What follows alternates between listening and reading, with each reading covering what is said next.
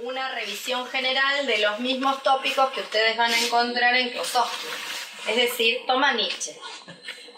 Y las buenas noticias son que es muy fácil. Es más fácil de entender. Entonces,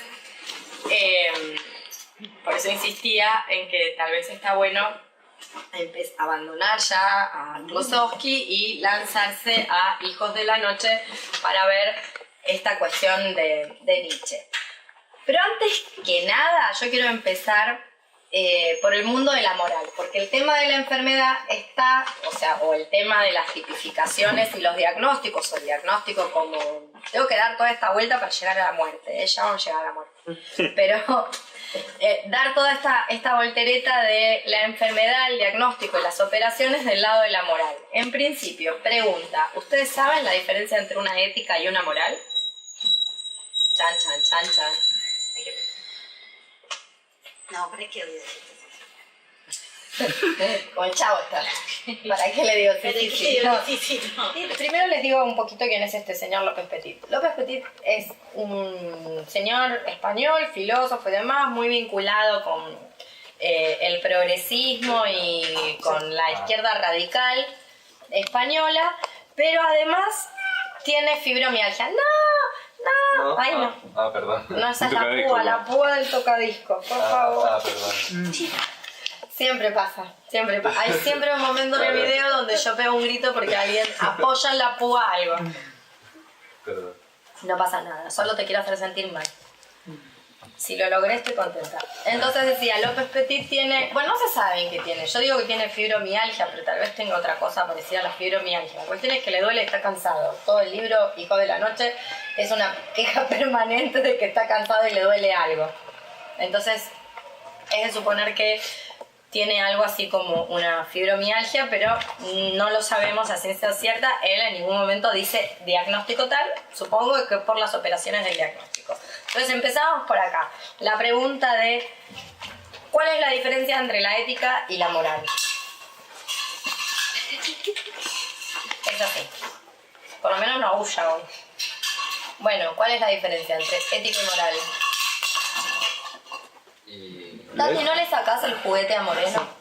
Gracias. Muy amable. Vamos. Avesadas de Lesiana ya deberían saber algo de esto. Dale, Vicky. Que la moral es normatizadora y tiene como pretensión de ser general. Muy bien, la moral es universal. Digamos, sí, es. Muy bien. ¿Qué más? ¿Y la ética? Singular. Es singular. ¿Qué más? La ética se va formando a través de la experiencia. Muy bien, hay que experimentar. Muy bien, y la moral prescribe, dice a priorísticamente qué es. Entonces podemos decir que la moral es, en ese sentido, una disciplina homogeneizadora que supedita cualquier tipo de condición, un cuadro de referencia a priorísticamente determinado, mientras que la ética tiene que ver con el arte de los cómo.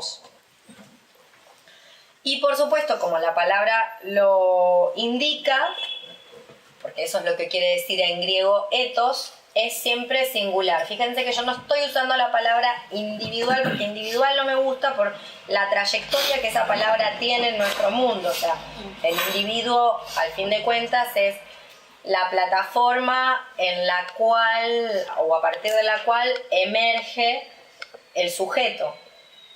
Y singular remite a una esencia que todos los cuerpos tienen, únicamente que no es una esencia que pueda ser universalizable. Es decir, todos nuestros cuerpos tienen una esencia, únicamente que esa esencia es singular, no es una esencia la mujer, una esencia el varón, la esencia el gato. Ya vemos que acá tenemos a nuestra querida gata muy particular, que tiene una esencia muy particular y sigue siendo gata. Entonces, la enfermedad está del lado de la moral. ¿Por qué? Porque la enfermedad, no como la enfermedad como la piensa Nietzsche, hacia allí vamos, pero la enfermedad como la piensan los médicos, así, lato sensu. ¿Por qué? Y porque intenta, digamos, prescribir justamente un diagnóstico al cuerpo. O sea, a través de ciertos síntomas, encerrarlo digamos, en una patología. Y Exactamente. eso un poco le va a reducir su potencia porque lo niega. Y que es para Esa todos, funcionalidad. todos los cuerpos lo mismo. O sea, ese cuadro prescriptivo, ese diagnóstico es para todos los cuerpos lo mismo. Entonces vieron que ahora somos todas bipolares. Entonces, claro, bipolar. Todo el mundo es bipolar ahora. Y a todo el mundo le dan la misma medicación. Bueno, entonces arrasa con las esencias singulares de todo. Bien. ¿Y qué es en Nietzsche la gran salud? Hasta lo que ustedes leyeron.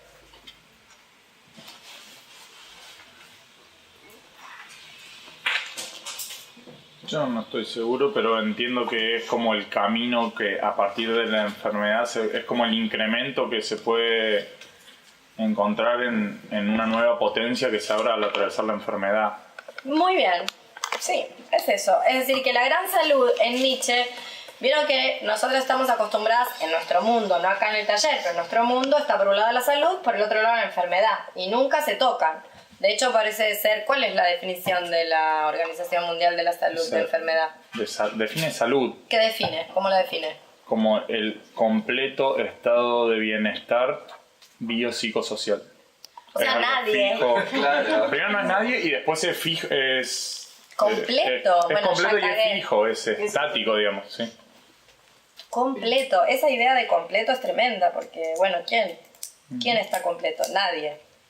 Bueno, entonces, no están pensando estos autores, Klosowski, López Petit, no están pensando en ese tipo de salud cuando refieren a la gran salud de Nietzsche. De hecho, la gran salud de Nietzsche es la enfermedad. ¿Por qué es la enfermedad? Porque la enfermedad, aunque parezca que no, para entender todo esto, toma, ¿cuánta más lo puedes decir? Sí, pero era fijo. Era fija que te iba a pasar si te quedabas muy cerca. Y bueno, pasó nomás. Decía entonces que la enfermedad es la gran salud en Nietzsche y que hay que deconstruir una serie de cuestiones para entender qué está queriendo decir, porque la enfermedad en Nietzsche es un exceso vital, es un exceso de vida. Ustedes, y las invito a rastrear un par de ejemplos, por lo menos 3 ejemplos de la Argentina que les recomiendo rastrear para entender esto de la enfermedad como la gran salud por exceso vital, exceso de vida. Una es Liliana Maresca. ¿La conocen a Liliana Maresca? Vayan a buscar la obra de Liliana Maresca. ¿Vos tampoco la conocés, Gaby, a Liliana Maresca? Te va a encantar.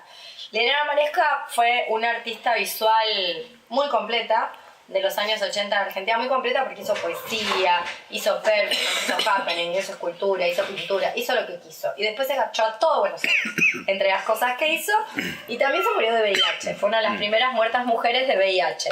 Hizo mi performance o happening favorito, fue que hizo una quema de libros adentro de la Facultad de Letras, por la cual yo la respeto mucho. Hay que ir a Letras y prenderle fuego a los libros, porque la verdad que es lo que es Letras, ¿viste? Como le mostró Letras lo que es Letras. No sirve para nada, pum, fue y le quemó los libros, chao. Los grabados. Pero es grosa. Y después cuando se enteró que tenía VIH, lo politizó. Y tiene una obra que se llama Maresca todo destino, o como se vendió el cuerpo que nadie quería, porque además estaba en un momento donde todo el mundo tenía miedo que si compartías el mate te morías. Eran otros tiempos. En los 80. Claro, entonces ella politizó esa enfermedad como si fuera un lote a alquilar. Muy interesante. El otro día subí por ahí un video de Liliana Maresca, creo que lo puse en el grupo. Bueno, esa es una. Por exceso vital. O sea, esa gran salud. El otro es ya más conocido, bueno, supongo más conocido por las más jóvenes, que es Fernando Peña. Que Fernando Peña nunca ocultó su enfermedad, de hecho la politizaba también cuando le preguntaban y decía que había sido voluntario, que había sido efectos de una relación amorosa, que había sido completamente voluntario, y tenía una frase muy linda que me la pasó una amiga hoy que decía algo así como: espero que todos se enfermen de una enfermedad terminal y después se curen. Muy Peña. Y el otro es Néstor Perlonger, a quien no sé si conocen, que es un poeta, ensayista argentino también de los 80. él se consideraba un exiliado sexual, se exilia con la venida de la democracia o paradoja. Ustedes se preguntarán por qué esa paradoja, porque cuando vuelve la democracia a la Argentina en los años 80 son tiempos muy malos para todo el movimiento LGTB. El movimiento LGTB no sufrió tanto la represión de la dictadura, la última dictadura del 76, básicamente porque los milicos no los tenían en cuenta, pero como fue esa democracia, fue todo, bueno, como todas las democracias, absolutamente trucha, o sea, la cúpula, se removió la cúpula, pero las bases de los aparatos represivos estaban ahí, sedientos, psicópatas sedientos de sangre, se abalanzaron sobre travestis, maricas, transexuales y lesbianas, con los edictos policiales que nos tenemos, cambió la reforma del 94. Y ahí Perlonger se toma el palo y dice que es un exiliado sexual, se va a Brasil. Bueno, y también tiene un exceso que podríamos decir, un exceso vital, un exceso de vida, ¿no? Entonces, la gran salud en Nietzsche es equivalente a la enfermedad. ¿En qué sentido? En que es una especie de alianza entre ambas. Por eso Deleuze y Guattari, especialmente Deleuze, pero Guattari también, hacen tanto hincapié en que las cosas no son esto o aquello, que las cosas son esto y aquello. Por eso esa definición de la Organización Mundial de la Salud sirve para 3 carajos, porque una es sana y enferma, cuerda y loca, o sea, es al mismo tiempo. Digo, completamente como la vieja frase de cerca nadie es normal, bueno, tal cual. Entonces, la gran salud es esa alianza entre ambas condiciones que permite hacer la transvaloración, que es lo que hace surgir los nuevos valores. Los nuevos valores que en definitiva es lo que pueden producir, como en estos 3 casos, que yo les pido que rastreen después de tarea, permiten producir arte, ya no arte como, a ver cómo decirlo, no arte para el reconocimiento, sino como lo que veíamos la otra vez en Klossowski, aquello que violenta la realidad, aquello que violenta lo que existe. Digo, que vaya Maresca, prenda fuego los libros en el medio de Puan, es súper violento, por ejemplo. Perlonger pasaba en bolas debajo de un tapado por un puente de Avellaneda a la noche, a las 2 de la mañana. Pelotas así. Con el tapado de piel. Con el tapado de piel. Sí, entre otras violencias que hoy son leídas casi de manera, ¿cómo decirlo?, simpáticas, pero que en su momento fueron muy disruptivas. Yo les conté la semana pasada este poema Cadáveres, que hoy no ha perdido su potencia poética porque es un poema maravilloso, pero ha perdido su efecto disruptivo. Ese es un poema que él sale a contestarle a las madres de Plaza de Mayo. Las madres de Plaza de Mayo, Videla sale y dice: no están muertos, están desaparecidos. Entonces las madres dicen: bueno, si están desaparecidos, que aparezcan. Toman las palabras del represor. ¿Y qué hace? Perlonger escribe cadáveres. No es verdad que están desaparecidos, hay cadáveres. Bueno, eso es un efecto muy violento. En Nietzsche, lo que está tratando de decir Klossowski en Nietzsche, el círculo vicioso, es que la verdadera salud no es la ausencia de enfermedad, sino que requiere asumir la enfermedad, dominarla y convertirla en un estímulo para vivir. Un estímulo para vivir que cuando empiecen a abordar López Petit, si no lo hicieron aún, van a darse cuenta que ese estímulo para vivir incluye la idea de la muerte. Porque a veces lo que nos mantiene con vida es la posibilidad de quitárnosla. Y ahí tengo que remitirme a uno de los grupos filosóficos de la antigüedad más interesantes, que son los estoicos.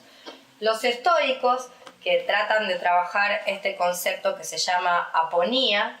La aponía, yo voy a decir una aberración que seguro mi pobre profesora de griego, que en paz descanse, que está ahí, no estaría de acuerdo conmigo, pero la aponía es a los estoicos lo que la ataraxia es a los epicúreos. Es decir, es la búsqueda de un estado de imperturbabilidad. ¿Cómo lograr estar en un estado de imperturbabilidad? Bueno, entonces, esa aponía se logra mediante un montón de técnicas que tienen los estoicos, pero, o sea, ese estado de imperturbabilidad, pero hay una última carta, que es la última carta estoica, que los estoicos siempre la pueden jugar, que es la carta del suicidio.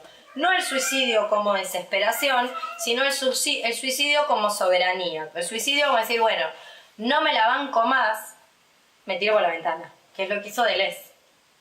O sea, siempre está esa carta. Entonces, ese estímulo para vivir, retomo, la verdadera salud requiere asumir la enfermedad, asumo la enfermedad, la domino no quiere decir me curo, no quiere decir no existe, quiere decir hago algo con ella. Después Tati nos va a leer un poema. Oh, muy bueno. Cagaste por la gracia sí. que me hiciste ayer. La gracia que me hizo ayer, entonces, pero después. Sí. Entonces, digo porque está bueno, ahí se ve esto que está diciendo de la gran salud, es tomar la enfermedad, dominarla, que no quiere decir, no estoy más enferma, sigue estando ahí, y convertirla en un estímulo para la vida. Un estímulo para la vida que tiene que ver con la muerte, porque en definitiva, como en el caso de López Petit, no hagas eso, te odio mucho, sos sorda, encima no te puedo gritar. Eso es lo que más odio. Bueno, que es un estímulo, ese estímulo para vivir incluye la muerte en el sentido, en varios sentidos. Por un lado, un sentido que tiene que ver con, está la muerte ahí, o sea, ya no me puedo hacer la boluda, entonces está la muerte ahí, no me puedo hacer la boluda de que la muerte está ahí y por ende vivo más vitalmente. Y por el otro, como esa carta estoica, donde si todo falla y no me la aguanto, que es, no porque López Petit se haya muerto, López Petit está vivo, pero no me la aguanto en el sentido de es mucho el dolor, no lo puedo soportar, se le hace insoportable a la materialidad del cuerpo, siempre se puede jugar esa última carta que es la carta del suicidio. Entonces, la enfermedad, esto es Nietzsche lo que yo estoy explicando, entonces la enfermedad se vuelve un criterio de evaluación de la salud, como le pasa a Nietzsche, que produce sus aforismos, produce su filosofía en los espacios que deja la cefalea, las grandes cefaleas en las que él vive, pero no en el sentido de qué catástrofe la cefalea. Sí, es una catástrofe, pero por otro lado, esas cefaleas es, como habíamos visto en la oportunidad anterior, es lo que produce la lucidez, es lo que produce la lucidez del cuerpo. Por eso Nietzsche está tan brotado, Nietzsche y tantas otras, entre ellas yo, se brota tanto con el cristianismo y todo lo que tiene que ver con el cristianismo. Porque ¿qué hace el cristianismo? ¿Qué dice el cristianismo? Si ustedes tuvieran que decir cuál es la subjetividad cristiana, a ver, describámosla, caractericémosla. La culpabilidad. Muy bien, la culpa, ¿qué más? La esperanza. La esperanza, ¿qué más? ¿Cómo accedes al cielo? El alma, la trascendencia. ¿Cómo trasciende? ¿Cómo sube el alma hacia allí? ¿Qué hay que hacer con el cuerpo? Te puedo preguntar que estar muerto. Se libera de ¿Qué es ser bueno? pecados ¿Y cómo te liberas del pecado? ¿Cómo sos buena? en el purgatorio. No, pero separando dejando el cuerpo de lado, digamos. Exactamente, dejando el cuerpo de lado, o sea, es el movimiento inverso, ¿se entiende? Entonces, por eso, en el medioevo, y supongo que hoy también habrá, solo que nos enteramos menos, estaba toda esta gente repugnante que lo que hacía era lacerarse el cuerpo, no como estímulo, por decirlo de alguna manera, querés enchufar el... Sí. Es decir, la lucidez es un estado físico que se consigue en realidad cuando se apaga la conciencia del sujeto. Para apagar la conciencia del sujeto tiene que producirse alguna suerte de acontecimiento físico. Por ejemplo, esos estados alternativos de conciencia que después buscamos por medios artificiales porque no sabemos surfear la ola del acontecimiento, pero si una se queda ahí, aparece. Bien, entonces, es así que la enfermedad, en este contexto, excita, purifica y descarga. ¿Por qué? Porque se convierte en un criterio de evaluación de la salud. ¿Se va entendiendo hasta ahí? Es otro concepto. Y la muerte siempre está incluida en esa potencia vital que desborda lo que vive, porque lo que vive siempre tiene la capacidad de morir. Entonces, ya sea impulsa a vivir porque la muerte se acerca, o impulsa a vivir porque yo puedo decidir cuándo termino con mi propia existencia, lo cual también es muy vital. Y eso es lo que permite, todo esto que estamos escribiendo, es lo que permite la transvaloración, que es la creación de nuevos valores, que den por tierra o al menos erosionen el resentimiento que es propio de la culpa, que es propio del cristianismo, y que ese resentimiento es lo que produce la adaptación. La adaptación que es enemiga del arte. Enemiga del arte, como lo que estaba diciendo Klossowski en el encuentro pasado, es decir, el arte es lo que violenta lo que hay, porque lo que hay está ausente. Para traer lo que hay, para traer la esencia singular de lo que hay a la presencia, ¿cómo hacemos? ¿Cómo hacemos para ver lo que hay? ¿Cómo hacemos para ver la enfermedad como algo que no sea un mero calvario? Que es lo que nos dice, porque si nos dice eso la Organización Mundial de la Salud. ¿Cómo era de nuevo? Repetí porque yo no puedo creer. Es el completo estado de bienestar biopsicosocial. Tremendo, o sea, tremendo. Lo más abarcativo Después posible. Cristiana No se puede, absoluta, sí. es que no se puede. ¿Sí? Es imposible. Ni un día de eso. Nunca. Eso es una definición, pero no hay un solo cuerpo, o sea, no hay ni una, las máquinas no funcionan así, nada funciona así, ¿entendés? Una planta en el Amazonas no funciona así, nada. Bueno, entonces, ¿cómo hacemos para verlo de otra manera? De esta forma, o sea, mediante la transvaloración que va más allá de la moral. Por eso Nietzsche, si ustedes rastrean en Nietzsche va a decir que estamos en un periodo moral. El periodo moral es el que juzga, es el del juicio moral. Y hay que pasar a un mundo extramoral. El mundo extramoral no es un mundo per se inmoral, es un mundo que no se maneja mediante el juicio. Cuando lean Petit se van a encontrar con una frase muy buena de López Petit que dice lo siguiente: para comprender al enfermo no hay que juzgarlo. O sea, quien juzga ya no lo comprendió. O sea, para comprender a la enfermedad y al enfermo no hay que juzgarlo. Si lo juzgo, ya no comprendo. Es la diferencia entre comprender y juzgar. O sea, hay que detener el juicio moral. El juicio moral aparece de las más diversas maneras. Por desgracia, en nuestros tiempos, los juicios morales están escondidos. ¿Dónde están escondidos? Digo, no se los ve venir. Antes tenían la forma del Papa. ¿Qué forma tienen ahora los juicios morales que caen sobre los estados valetudinarios que son tan importantes para la vitalidad, para el vivir? ¿Se acuerdan? Los estados valetudinarios como sufrimiento, decaimiento, fragilidad del cuerpo, enfermedad, todos esos estados que tienen que ver con una, básicamente. Entonces, ¿cómo está la moral? ¿Cómo la encontramos? ¿Tiene cara de qué? Sobre todo en el tema de la enfermedad, a través del sistema médico. Muy bien. Psiquiatra, psicológico. Y no solamente, todos. Bueno. Todos. Sí. La publicidad también. Los señores de batita blanca. Bien.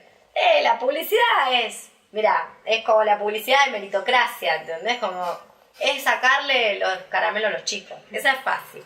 A mí me interesan las difíciles. ¿Cuáles son las difíciles? Los nazis mal vestidos. Yo siempre insisto con los nazis mal vestidos. Los hippies. Los hippies. Bueno, mal.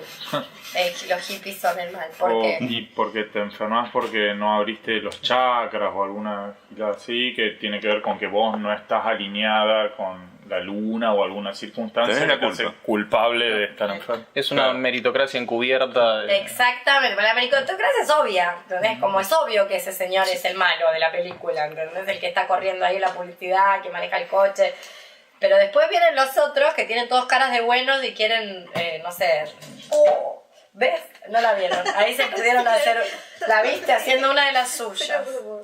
Y vuelve a contarte. ¿Me viste? Claro, ¿viste ¿Me la que viste? hice? ¿Me viste? Qué palos que se da. Tremenda. Bueno. Entonces, efectivamente, esta moral, o estos valores morales, vienen en trampas, están entrampados, están escondidos en discursos que podríamos decir de la buena conciencia o que podríamos decir del bien.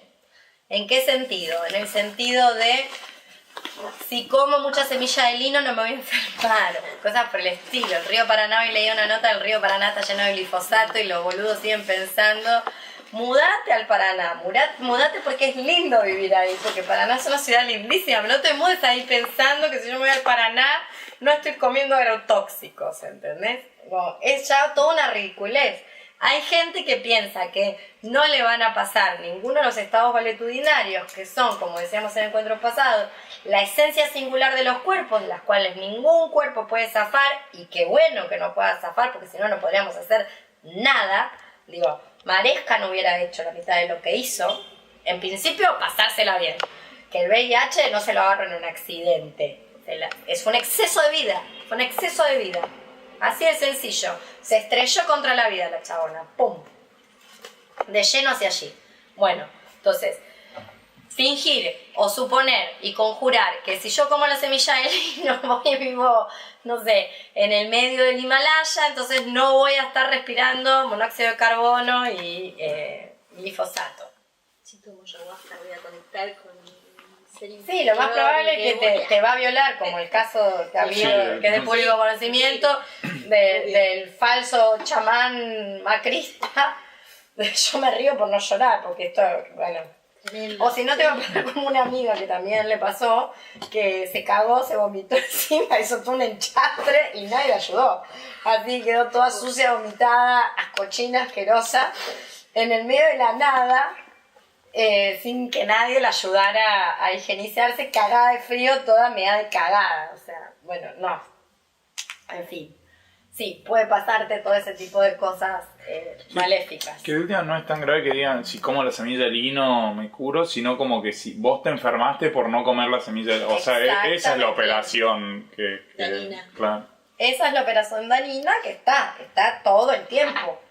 Está todo el tiempo en las personas que creen que pueden detener los estados valetudinarios, cuando eso es la esencia del cuerpo.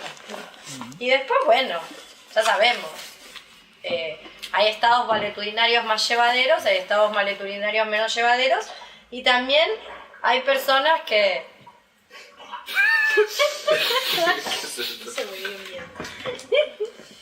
¿Qué va a decir Nietzsche? Nietzsche va entonces a hablar del sufrimiento. El sufrimiento como fuente de goce. Pensando en esto de los estados valetudinarios, como fuente de goce. ¿Qué quiere decir esto? Quiere decir, o cómo lo entiendo yo, no sé bien qué quiere decir, sino cómo lo leo yo. Yo lo leo de la siguiente manera. Hay tristezas, pensemos en Spinoza. Bueno, algunas de ustedes lo conocen más, otras menos. Spinoza dice que hay pasiones alegres y pasiones tristes. Vamos a las pasiones tristes. Las pasiones tristes son siempre una cagada, va a decir Spinoza. Nietzsche no va a estar tan de acuerdo ya con esto. Spinoza va a decir, no hay nada de la tristeza, alejarse de ahí. Ahora, hay tristezas que son inevitables. Por ejemplo, una tristeza inevitable. Un duelo. Se muere el gato. Inevitable. Nada, no hay manera. No es que vos podés alejarte de la tristeza de la muerte de otra persona o de otro cuerpo porque no podés. O sea, sabemos que la de al lado se va a morir tarde o temprano, entonces cuando pasa te duele. Bien, fantástico. Hasta ahí vamos bien. Ahora, Nietzsche lo que va a decir es que en esas tristezas inevitables hay una potencia afirmativa. La potencia afirmativa tiene que ver con esto que dice Nietzsche de que la vida no es bella, pero es placentera. Es placentera incluso en sus momentos trágicos, catastróficos. ¿Por qué? Porque incluso ahí hay una fuente de placer.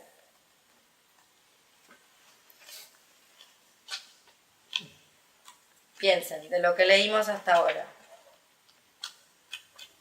Hasta en el peor momento. ¿Por qué?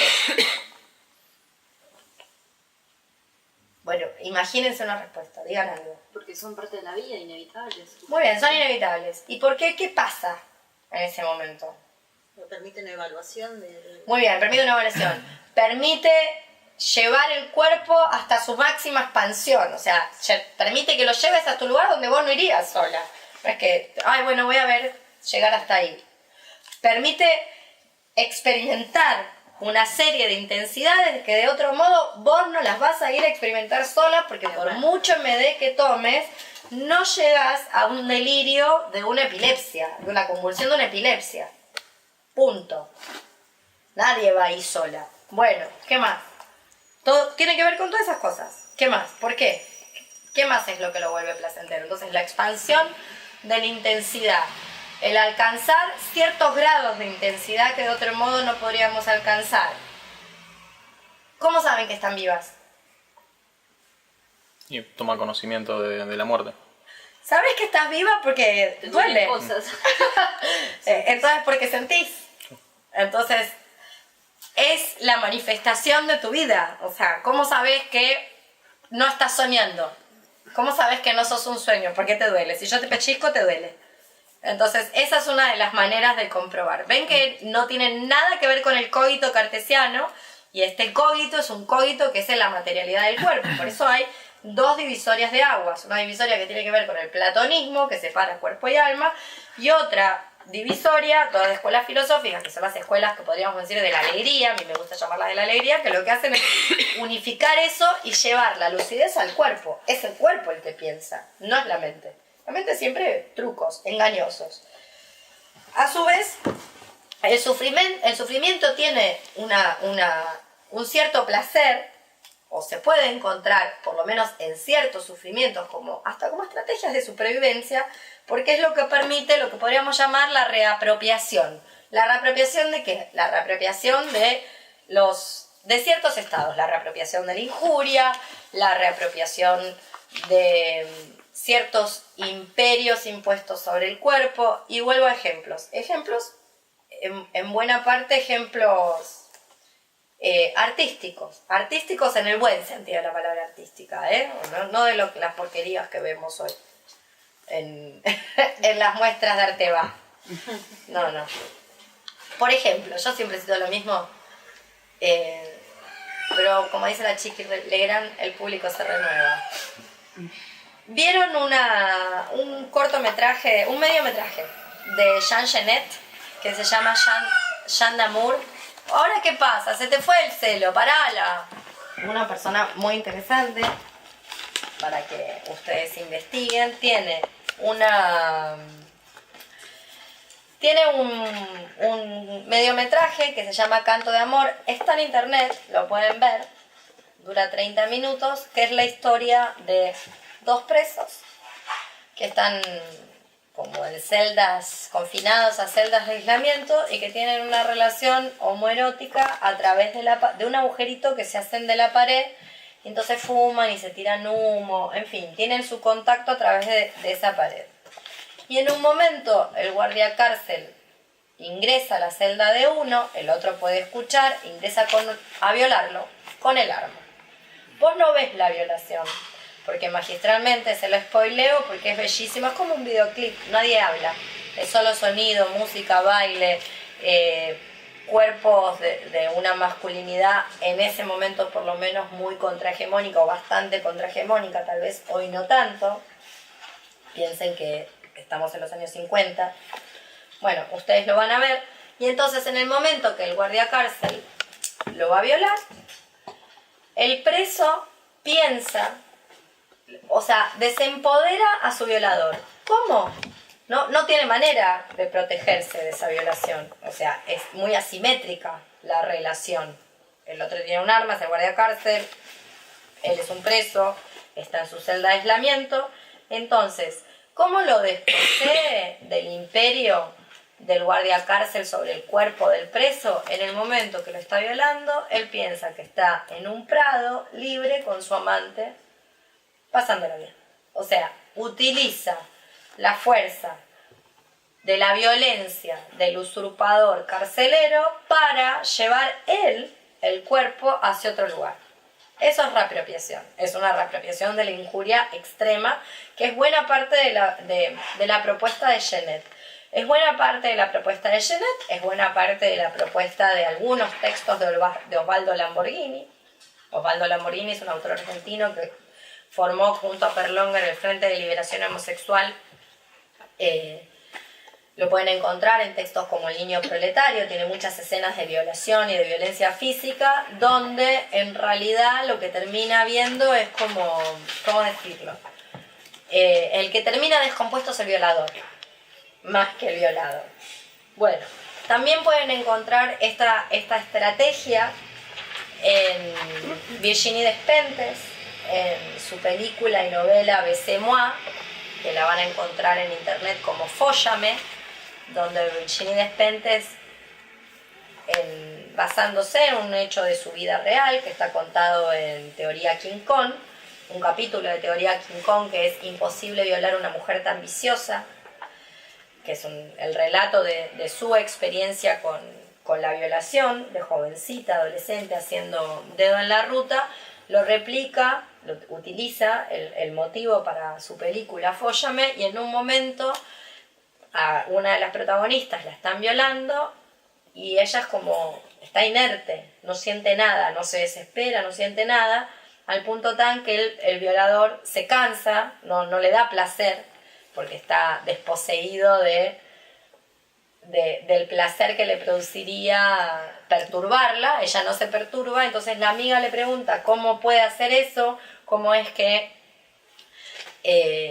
no se desespera o no se descompone, y ella le dice, es que mi vagina dice algo así como, es que mi vagina es de libre acceso, cualquiera puede acceder, no guardo nada de valor ahí. Entonces, bueno, no le importa. Digo, estas son como estrategias para pensar cómo conseguir potencias afirmativas de las tristezas inevitables. Bueno, que tienen que ver con la reapropiación. Ahora pensemos entonces las tristezas inevitables que tienen que ver con ciertos hechos físicos.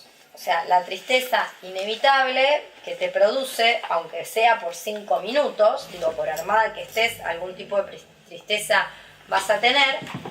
La tristeza inevitable de saber que el cuerpo que vos pensabas inalterable, perfecto, que siempre iba a funcionar de la misma manera, que nunca le iba a pasar nada, ¡pum!, de repente le pasa. Bueno, ahí se produce algo. Digo, nadie escorcha un champán cuando le dan un diagnóstico. No es lo primero que haces. Digo, por mucho estoico que hayas leído, por muy bien que manejes la obra de Séneca, ¿viste? Nadie le dice, bueno, mire, usted tiene VIH, y dice, buenísimo, voy a hacer obra como Liliana Maresca. Qué buena oportunidad. Nadie hace eso. Digo, por ahora no, ya pasará, pero ahora no nos estaría saliendo así de movidas, como... Lo que intento decir es, un duelo va a haber, va a venir la tristeza inevitable, ese estado de tristeza inevitable. Las tristezas evitables son aquellas que una reverbera y reverbera y son fácilmente abandonables, o por lo menos posiblemente abandonables. De una condición singular no se puede abandonar. Te dijeron que tenés Crohn, punto, ¿entendés? Hasta que venga el mago Mandrake y cure las cadenas ribonucleicas, nos vamos a quedar acá. Bueno, como eso no va a pasar pronto, nos vamos a quedar acá. Entonces, lo que me refiero con... Esas son las tristezas inevitables. Las evitables tienen que ver con, no sé, qué sé yo, tu novio te molesta, chao, déjalo. ¿Viste? Como... Después a nadie le sale nada, no estoy diciendo, qué sencillo, pero quiero decir... Es posible. Lo que no es posible es decir, me diagnosticaron con cáncer. Y bueno, chao, viste, como tenés cáncer, ese es el diagnóstico. ¿Se entiende la diferencia como entre evitable e inevitable? Ahora, la tristeza inevitable, entonces decía, tiene una potencia afirmativa. Esa tristeza inevitable tiene una potencia afirmativa que es la potencia a invocar de la enfermedad. La enfermedad tiene una potencia a invocar. Y acá en el poema de Tati. Bueno. Para que veamos esto de cómo es que se puede hacer de algo que perfectamente puede ser una tristeza inevitable, una potencia afirmativa. E invocarla. Hay que invocar la potencia que tiene cualquier condición singular. Te doy mi mano derecha. Te doy mi mano, esa mano que no siente. Te doy mi mano, la que tiene rota la sensibilidad. Te doy mi mano, te la doy para que investigues, para que recorras, para que disfrutes. Te doy mi mano, la mano que acaricia mi lado izquierdo. La mano que es una extraña dentro de mi mismo cuerpo. La mano que no sabe tomarse de las barandas del colectivo y me tira al piso. La mano que se acerca a mi entrepierna y me masturba como si fuera otro. Te doy mi mano para que aprendas que aquello que no siente también sirve. Muy bien. Bueno, este es un claro ejemplo de lo que estoy diciendo con que hay que invocar las potencias. Para invocar las potencias, digo, ayer lo leyó en el conversatorio que tuvimos sobre las causales por aborto del libro, nos sorprendió con ese poema y a todas dijimos, ¡guau! ¡Qué bueno tener una mano así que te masturba como si fuera otro! Ese es como el sueño. Nos resuelve la vida a todas, ¿entendés? Entonces todos empezamos, las delirantes empezaron a decir, no, bueno, pero si te apoyas en la mano y te la dormís. Bueno, fue una serie de técnicas para llegar al estado mano que tiene Tati. Claro, que está buenísimo, ¿entendés? Te resuelve un montón de problemas. Fin. ¿Entendés? Entonces todos imaginándonos, durmiéndonos la mano 40 minutos antes de hacernos una paja, en fin. Pero para invocar esas potencias que tiene un cuadro, las potencias que toda condición singular tiene, para invocarlas hay que no definirse como normal. Si vos te definís, si el cuadro de referencia es la normalidad, si el cuadro de referencia es querer ser normal, entonces no le podés invocar la potencia a la condición singular. Otro ejemplo que pueden rastrear, que está en YouTube, está en inglés, subtitulado. No sé si los subtítulos están en español, pero si no se entiende perfectamente a qué van, porque es un videoclip de una canción, saben que ahora en el 2016 están los Juegos Olímpicos en Río y también están los Juegos Paralímpicos. Dejemos la discusión de lado, no es menor, la discusión acerca de lo que ha sido la pacificación, que básicamente el exterminio de todo lo que no sea turístico dentro de Río de Janeiro, que básicamente casi todo lo que no servía para vender las Olimpiadas al turismo, que bueno, ¿cómo se llama? Policía de pacificación, la policía de pacificación, mundiales, que ¿no? básicamente son paramilitares que entran a las Claro. favelas y matan a todo el mundo. Básicamente de eso se trata. Pero bueno, paralelo a las Olimpiadas, para la gente normal, están los Juegos Olímpicos, los Juegos Paralímpicos, que son los Juegos Olímpicos discas. Y los británicos hicieron un videoclip con una canción que tiene una banda, que es una banda de discas. Todas las personas que están en el video, y habría que rastrear, me atrevo a decir que hasta quienes filmaron el video, todas tienen un diagnóstico o una discapacidad percibible, claramente percibible. Bueno, entonces, los tipos no están, búsquenlo el video, lo van a encontrar en YouTube como Superhuman Paralympics 2016 y quizás si ponen Channel 4 aparece. Channel que se escribe con doble N. Bueno, ¿qué hicieron? Los tipos no están hablando, o sea, ya se pasaron al lado oscuro de la cuestión. El lado oscuro en el sentido de Darth Vader, X-Men. No están diciendo somos iguales, están diciendo algo nietzscheano, el superhombre, el superhumano, son hiperbóreos. O sea, en vez de reivindicar su igualdad, lo cual es una gran mentira, lo que dicen es trascendimos eso, estamos más allá.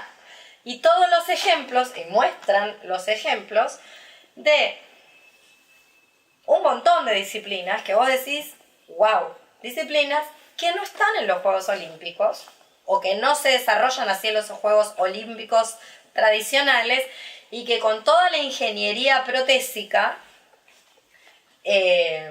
mejoran las marcas, son más potentes, son más fuertes, ¿se entiende? Entonces, para poder invocar esa potencia hay que reivindicarse como algo que no es igual, normal, ¿se entiende? O sea, les va a encantar, está muy, o sea, salieron del porno inspiracional, no es querer es poder, es decir, ya no somos del todo humanos, somos superhumanos, es decir, ¿quién era Superman? ¿Cómo era la historieta de Superman? Un alienígena que explota el planeta y lo mandan Qué bueno a la Tierra. tener geeks y nerds en el grupo. No te sentís tan solo, José, ¿verdad? Claro, por supuesto. No estás solo. ¿Cómo era? Entonces se tomaba qué? No, no me acuerdo la razón, no es mi superhéroe favorito, pero va a explotar el planeta, los padres, los kryptonianos, los padres de él lo mandan en una navecita a la Tierra siendo bebé y cae en el campo de una familia norteamericana. O sea, no es humano. No. No es del todo humano. Bien. Y así hay un montón de superhéroes. Por ejemplo, Batman. Tampoco es de mis favoritos. Pero ¿por qué a Batman le sale todas las cosas que le salen? Toma ¿cómo se llama? Tiene La crisis de los padres. Y además se tiene un trastorna. montón de aparatos. Ah. Está agenciado con máquinas, ¿entendés? O sea, en crudo no puede nada.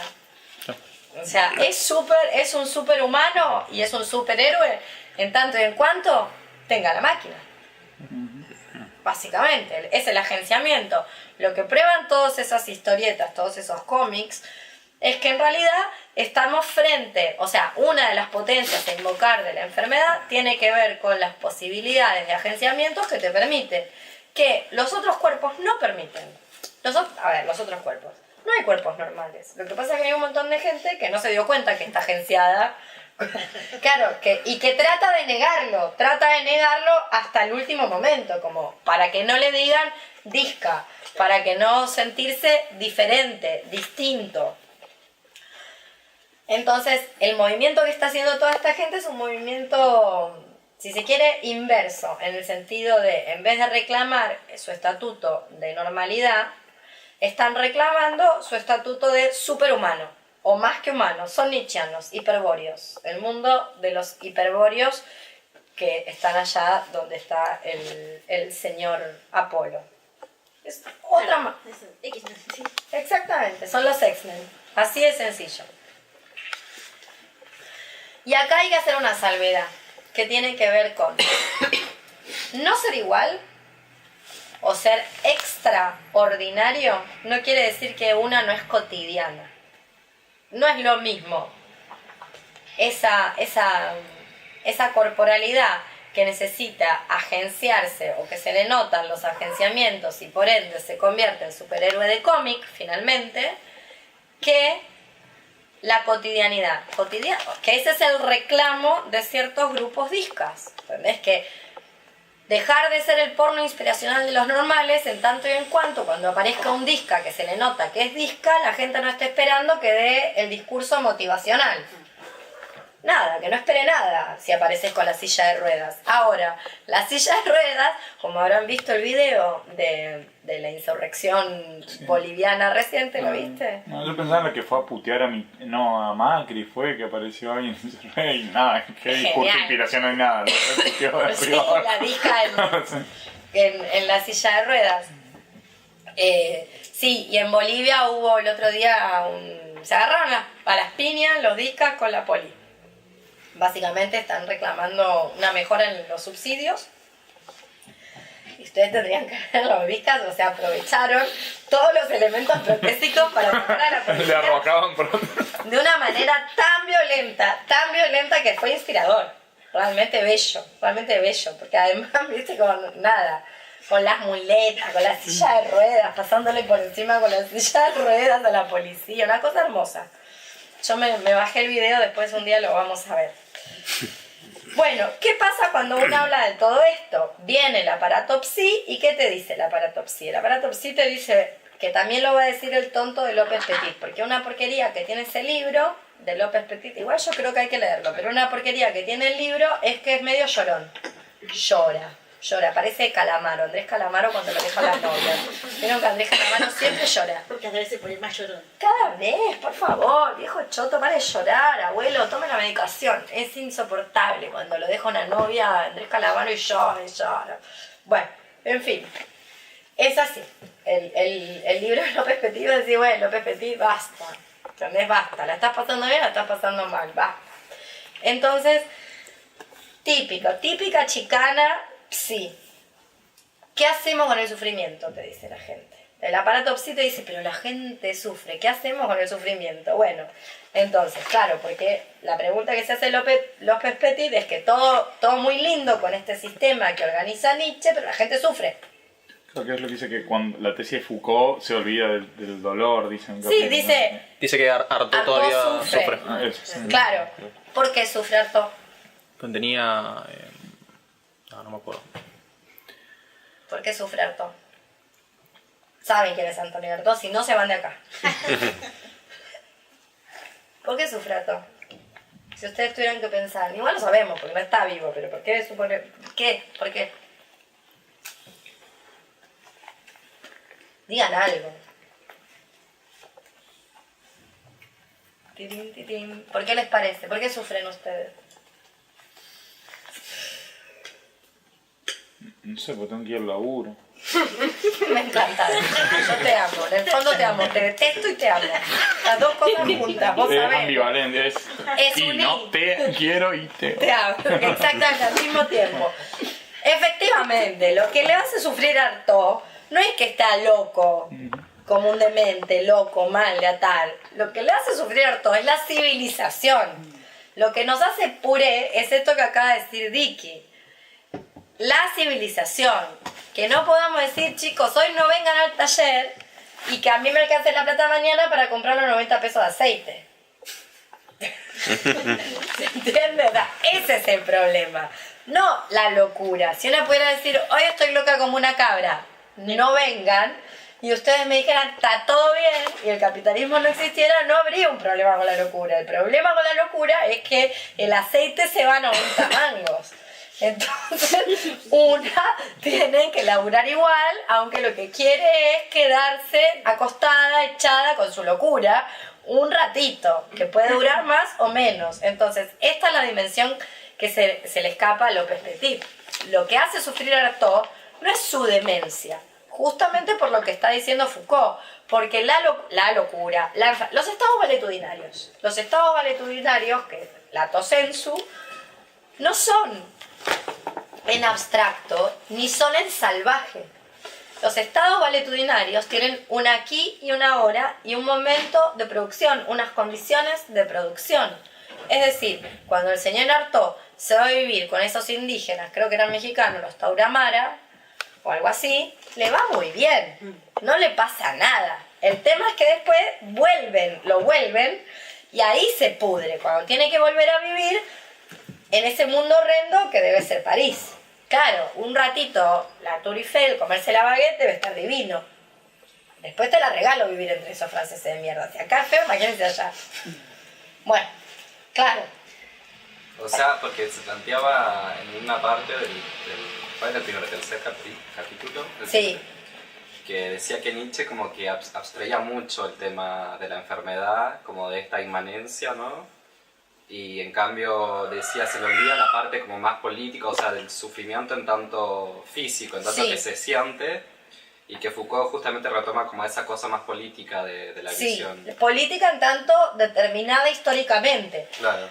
Yo no coincido con esa lectura que está haciendo López Petit, porque lo que a mí me parece que está diciendo Artaud tiene un texto que es La salud y los médicos, me parece, a ver si lo encuentro. Dice, la enfermedad es un estado, la salud no es sino otro. Más desgraciado, quiero decir, más cobarde y más mezquino. Eso quiere decir más desgraciado, que la salud es más cobarde y más mezquina. No hay enfermo que no se haya agigantado. No hay sano que un buen día no haya caído en la traición por no haber querido estar enfermo, como algunos médicos que soporté. He estado enfermo toda mi vida y no pido más que continuar estándolo, pues los estados de privación de la vida me han dado siempre mejores indicios sobre la plétora de mi poder que las creencias pequeñas burguesas de que basta la salud. Bueno, y ahí sigue, pero en fin.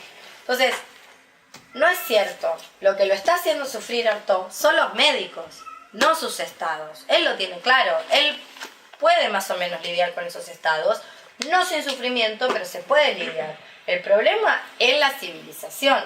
Hay digamos, un experimento que yo leí para psicología social que se llama estar enfermo, en un medio enfermo, creo que se llama, de un psiquiatra que se llama Rosenham. No sé si... No. Está bueno porque plantea cómo, porque es un experimento con pseudopacientes y va a varios manicomios de Estados Unidos, en distintos estados, y justamente en las conclusiones establece que el médico tiene como la tendencia a diagnosticar una enfermedad por más de que no la haya. O sea, más allá de que tiende a haber, digamos, síntomas donde no los hay. Claro, hacen pasar gente que supuestamente no tiene ningún diagnóstico y les hacen decir en la entrevista con el psiquiatra que tienen visiones, pero en realidad es mentira. Y entran a los psiquiátricos y nunca más tienen ningún síntoma y los médicos los dejan ahí, como si tuvieran algo. O sea. Está bueno como el análisis porque justamente habla de esto o sea, más abocado en lo que es, digamos, el sistema de salud mental en los manicomios, pero o sea, habla de como la enfermedad propia del sistema. Y justamente las personas que estaban bien, que solamente comentaban sus problemas que todos tenemos, ¿no? Psicológicos, qué sé yo, al momento de la internación, y los diagnosticaban y todos fueron internados, y luego salieron las conclusiones, por ejemplo, de que los médicos pasaban el menor tiempo posible junto al paciente, y había como una jaula, que no me acuerdo si la denominó el propio Rosenham o lo denominaban ellos así, que es donde se encerraban ellos a comer. O sea, como separar lo enfermo de lo sano. De lo sano. Entonces, y también decían que los pseudopacientes durante la internación se sintieron peor psicológicamente. O sea, como que estaban bien y justamente la internación les hizo como sentirse Mal. mal. Que Sí. eso es lo que te hace cualquier tipo de internación. Claro. Sobre llovido mojado, vos te sentís peor. Claro, decían, por ejemplo, que una enfermera había hecho unas notas diciendo que había un tipo que estaba re loco porque caminaba en círculos, pero después el que hace el estudio le pregunta ¿y por qué caminaba en círculo? Y porque estaba aburrido, o sea, no tenía nada que hacer. No es que estaba delirando o algo, o sea, no estaba 24 horas sentado en un lugar sin nada que hacer.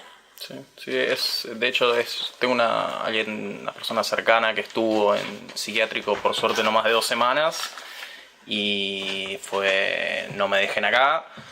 Y después de salir era, una cagada, o sea, la verdad, no tomar nada de lo que de la experiencia. Es difícil salir una vez que se entra.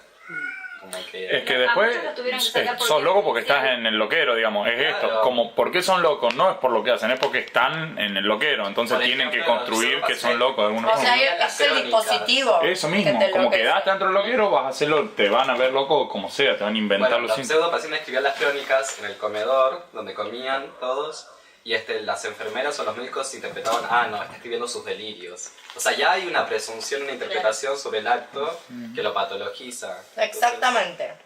es muy clarificador de esto. Exactamente.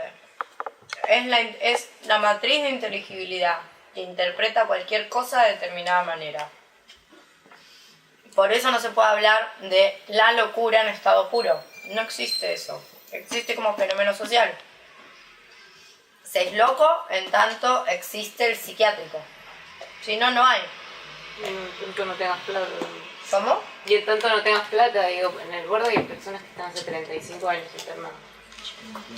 Es una vida entera. Exactamente. Sí. Sí, ya el hecho, sacando lo que era, el hecho de estar en un hospital, en una cama, con una bata, donde sos un NN y aunque tengas un nombre ya es... Sí. Efectivamente. Yo lo que diría, como para discutir un poco con López Petit, es que lo que se llama enfermedad, o los estados valetudinarios, que como vimos al principio, se reconvierten en un estímulo para la vida porque incluyen la muerte, llevan el cuerpo a un estado salvaje que yo no llamaría precultural o a un estado anterior, no estoy diciendo eso, sino que lo que producen es, en términos deleuzianos, un devenir animal. Un devenir animal que transmite una gran lucidez. Por eso, por ejemplo, los pocos estados animales que quedan, las pocas posibilidades del cuerpo de tener devenires animales, entre ellos los partos no intervenidos, las mujeres aúllan, se ponen en 4 patas, se transforman. Si las dejás, o sea, si no las psicopateaste durante 9 meses, con que te va a salir, no sé, cualquier cosa, y se te va a morir, y el cordón umbilical, y bla, bla, bla, bla, se les ensanchan las pupilas, y producto de las endorfinas endógenas, lo que tenés adelante es un animal. Ni más ni menos. Eso es lo que está diciendo Nietzsche. Nietzsche para mí no está perdiendo la dimensión física de la enfermedad. Lo que está diciendo es hay que sustraerse del cogito, que la lucidez está en ese estado salvaje, que no es un volver a un estado salvaje que perdimos, tal vez nunca haya existido, sino que es permitirse o no obturar la posibilidad de un devenir. ¿Cómo? Bueno, ¿perdón? No. Es la posibilidad de precipitar un devenir. ¿Cómo? No obturándolo casi, si se quiere, mecánicamente. Entonces, no hay el loco. El loco es una producción del dispositivo social, todo. Cuando llega al manicomio, lo único que queda es una persona sumida en eso. Pero muchos de los casos que hoy denominamos locura, en realidad son malas adaptaciones al medio. A un medio que es muy saludable estar mal adaptada. Por ejemplo, así, una famosa, Alejandra Pizarnik. ¿Qué le pasaba a Alejandra Pizarnik? ¿Cuál era el problema de Alejandra Pizarnik? Tenía 2 problemas graves. Uno de ellos todavía grave. Supuestamente depresivo. Eso es lo que decía Pichón River. Bueno, ¿por qué estaba deprimida? 2 motivos. Exceso de sensibilidad. Basta de esas cosas. ¿Qué le pasaba a Alejandra Pizarnik? ¿Qué le pasaba? ¿De qué trabajaba Alejandra Pizarnik?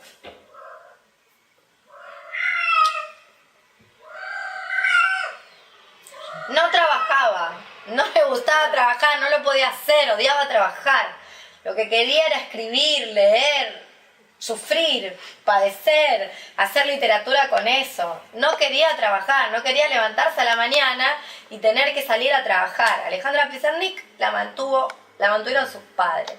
Esto me lo contaba siempre Juana Vignosi, que fue contemporánea y que la conoció. Primero la mantuvo su papá, que vendía oro, que era un judío que vendía oro con su maletín, y cuando se murió el viejo, la mantuvo la mamá.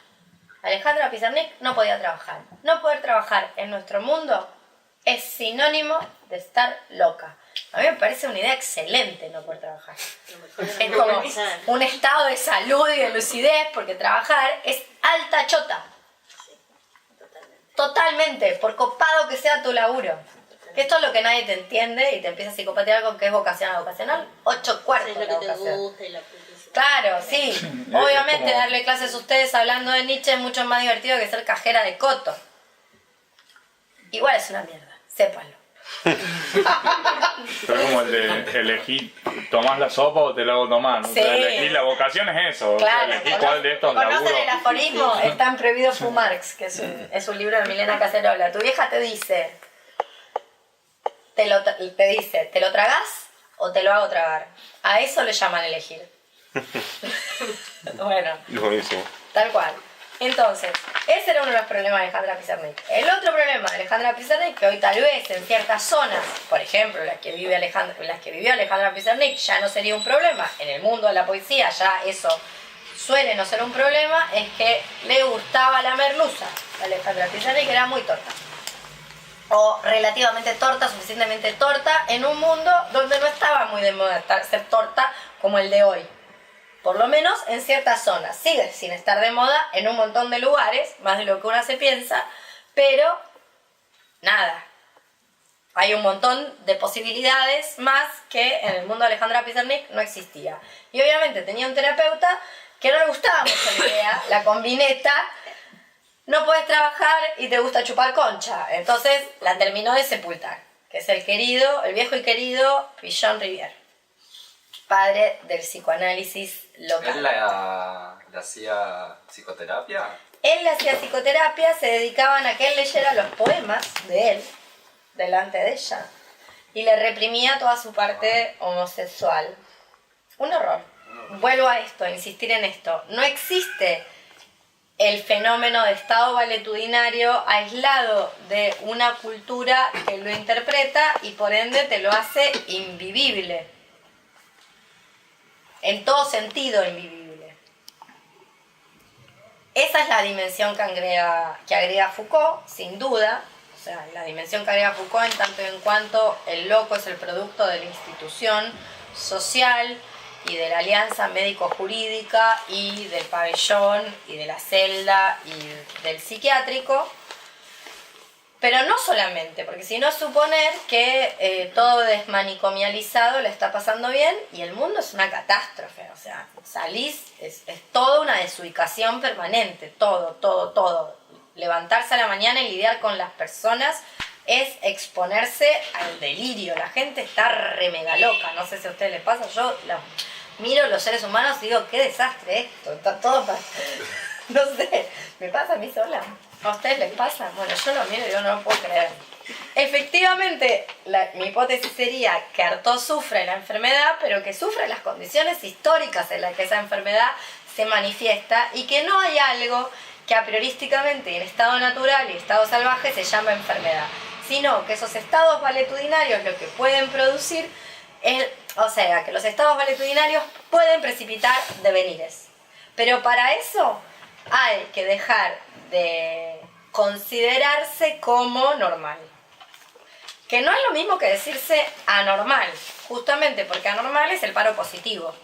Es la variable opuesta, si la metafísica occidental organiza por pares opositivos antagónicos, anormal es el reverso de normal. Ya vamos a llegar ahí.